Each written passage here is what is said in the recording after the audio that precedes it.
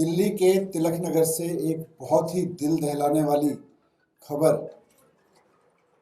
सामने आ रही है, जिसमें एक 7 साल की मासूम बच्ची का बार बार बलात्कार किया गया।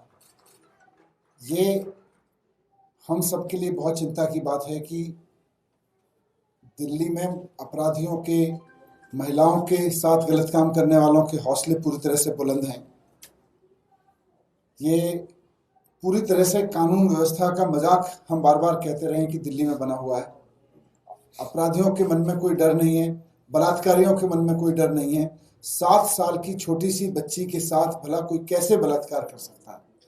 लेकिन दिल्ली में इसलिए हो पा रहे हैं क्योंकि कानून व्यवस्था पूरी तरह से ठप है। कानून व्यवस्था को ठीक करने में भारतीय जनता पार्टी की, गृह मंत्री जी की कोई दिलचस्पी नहीं है।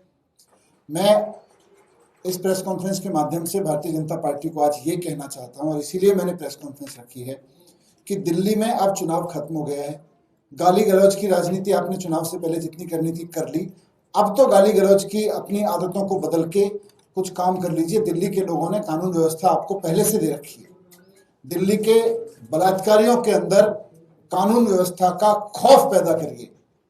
दिल्ली के अपराधियों के अंदर कानून व्यवस्था का खौफ पैदा करिए। क्यों नहीं हो पा रहा है? क्योंकि बलात्कारियों को पता है, अपराधियों को पता है कि जिनको कानून व्यवस्था की जिम्मेदारी दी थी, और अब तो सारी जिम्मेदारी दी है और चीजों की भी, उनकी प्रायोरिटीज ही नहीं है। उनके नेता जब भी बोलते हैं अरविंद केजरीवाल जी को गाली देते हैं।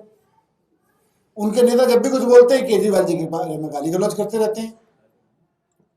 तो मैं बीजेपी को कहना चाहता हूं कि अब जबकि चुनाव भी खत्म हो गया है दिल्ली का, ध्यान दीजिए इस बात पे। दिल्ली से पहले तो आपको कोई कुछ पूछता था, भाई दिल्ली में कानून व्यवस्था क्यों खराब है? आपसे कानून व्यवस्था तो ठीक हो नहीं रही थी। आप इधर उधर की बात करके केजरीवाल जी को गाली गलौज करते थे। अब केजरीवाल जी को गाली गलौज देने से काम नहीं चलेगा।